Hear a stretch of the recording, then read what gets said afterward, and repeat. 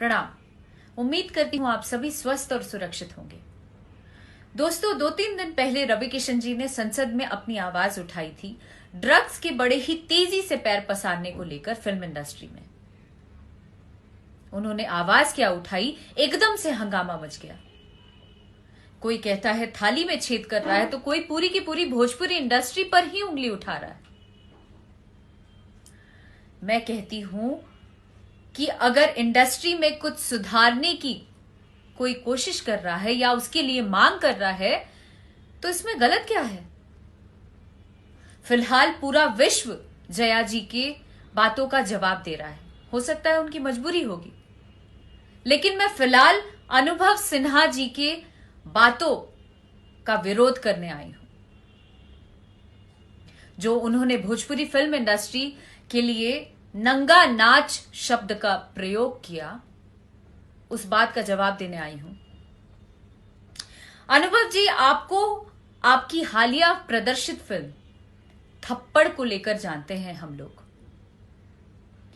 और काफी ऐसा भी सुना है कि आप महिला सशक्तिकरण को लेकर काम करते हैं या उसके लिए लगे रहते हैं। फिर आपने इस तरीके का शब्द कैसे यूज कर लिया? आप तो अपने मातृभाषा को ही गाली दे रहे हैं।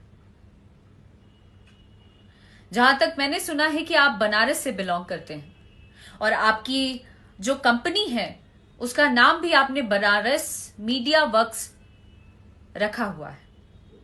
बड़ा गर्व भी होता है कि आप हमारे क्षेत्र से आए एक अनुभवी, एक बड़ा नाम लेकर आज वेल स्टैब्लिश्ड हैं। लेकिन मैं आपको आपकी जानकारी के लिए बता दूं कि गुमनाम भोजपुरी इंडस्ट्री को किसी ने पहचान दिया, दिन रात खटकर, खून पसीना बहाकर एक वजूद दिया, तो वो हैं एक छोटे से जगह से आए रवि किशन जी। भोजपुरी सिनेमा ने बिना किसी सरकारी मदद या भोजपुरी क्षेत्रों से आए लोग के बिना किसी मदद के भोजपुरी ने अपनी एक अलग पहचान बनाई है, एक अलग नाम बनाया है, अपना वजूद बनाया। मैं मान सकती हूं कि कुछ एक फिल्में हर एक भाषाओं में वैसी बनी हैं, लेकिन अच्छी अच्छी फिल्मों को भी हमारी भोजपुरी इंडस्ट्री ने दिया है, जिसके बदौलत भोजपुरी सिनेमा व भोजपुरी के कलाकारों का उनकी वजह से मान है। आपकी इंडस्ट्री में, आपकी बॉलीवुड इंडस्ट्री में कई लोग चुनाव लड़ने जाते हैं और जमानत तक नहीं बच पाती है। हमारी इंडस्ट्री ने 2-2 सांसद दिए हैं। दुनिया आपके बॉलीवुड इंडस्ट्री की सच्चाई देख रहा है, चाहे वो सुसाइड हो, हत्याकांड हो या ड्रग्स मैटर हो, सब कोई सब कुछ जानता है। और वही कहते हैं ना कि आप करें तो सब कुछ अच्छा और हम करें तो गंदे हैं। वाह, क्या बात है। अनुभव जी, आपको लोग बुद्धिजीवी जानते थे, पर आप बेशक अच्छा काम करें हमारी इंडस्ट्री के लिए भी, पर दूसरों ने जो किया है उसकी निंदा ना करें, उसको गलत ना बोलें। आपको हक है भोजपुरी के लिए अच्छा काम करने का, अच्छे गाने बनाने का, पर एक बात पूछें, आप तब कहां थे जब भोजपुरी की वैसी स्थिति नहीं थी?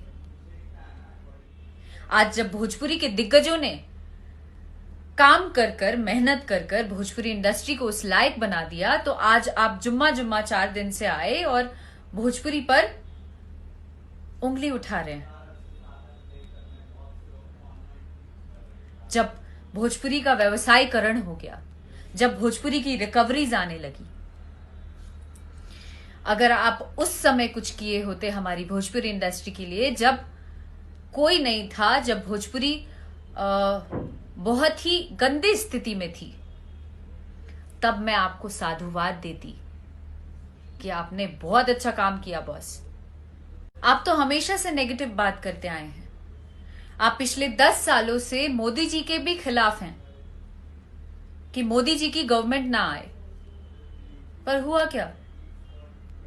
उनकी ही सरकार चल रही है ना। इसलिए अनुभव जी आपसे करबद्ध प्रार्थना है कि भोजपुरी इंडस्ट्री, जिससे लाखों लोगों की रोजी रोटी चल रही है, या 28 करोड़ भोजपुरी भाषियों का जो प्रतिनिधित्व कर रहा है, उसके लिए आप गलत ना बोलें प्लीज। और आपने जो कहा है उसके लिए आप खेद प्रकट करिए। आज जो रवि किशन जी ने अपना नाम बनाया है वो नंगा नाच करके नहीं बनाया है। हमने या अन्य कलाकारों ने जो अपना नाम बनाया है वो नंगा नाच करके नहीं बनाया है। सबसे पहले आप अपनी इंडस्ट्री को देखें, उसमें झांकिए, उसके बाद किसी और पे उंगली उठाइए, यही कहूंगी। निंदा तब करिए जब आप उस काबिल हों। आपकी इंडस्ट्री में भोजपुरी इंडस्ट्री से ज्यादा नंगा नाच होता है। प्लीज इस बात का ध्यान रखें। धन्यवाद।